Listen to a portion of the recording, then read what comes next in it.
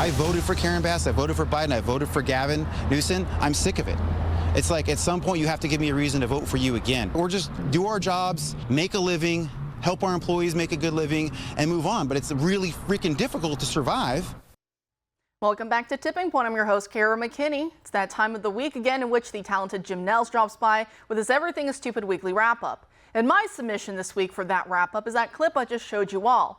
Honestly, I'm torn on it because on the one hand, I want to tell this guy, you literally are getting what you voted for, hence the inclusion in the stupid part of this week's wrap-up. Bass, Biden, Newsom, none of these people hid their love of criminals and hatred for law enforcement. In fact, they ran on it openly. But on the other hand, maybe this guy has been under a rock this whole time, just working hard and honestly wasn't aware. It's actually gut-wrenching to see what these thieves, about a dozen or so of them, did to this man's construction company in Los Angeles, getting away with thousands of dollars worth of stolen goods, including sentimental music instruments that the business owner and his brother stored inside from their band days. He claims that law enforcement even told him that the car these thieves used to ram through his outer fencing and into the building itself, before also using it as a getaway car, appears to have been stolen from an LAPD impound yard.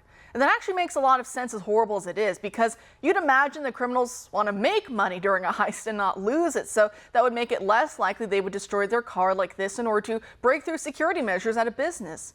But since car theft has increased exponentially now, it doesn't matter for thieves what kind of gates or other security barriers there are. It's not their car anyway. They'll ram it to pieces to break inside and then sell those pieces of the car, like the catalytic converter, to the highest bidder. It's a win-win for them and a lose-lose for the rest of us. And of course, as you might imagine, other businesses all down the street have been robbed repeatedly as well, leaving this owner beyond fed up. That's how you could also describe a judge in Ohio who's sentencing a woman caught on camera throwing her Chipotle order at the employee behind the counter. And he is now sentencing her to 60 days serving behind the counter herself.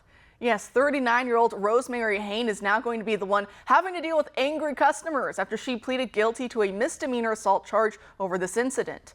Judge Timothy Gilligan told Hain, "Do you want to walk in her shoes for 2 months and learn how people should treat people, or do you want to do your jail time?" To which Hain answered meekly, "I'd like to walk in her shoes." I guess you could say justice is served. What a stupid week we have. So joining us now with this Everything is Stupid weekly wrap-up is author and supply chain consultant Jim Nels. Jim, thanks for being here tonight. What do you have for us? Hey, Kara, thank you so much for having me again, and greetings from the Everything is Stupid studios here in Chicago. It's always great to see you, and I'd like to walk in that woman's shoes too, but I have size 14 shoes, so I don't think that would work. It's been a very stupid week, and I'm a bit fired up tonight. I had to leave so many stories out of tonight's segment.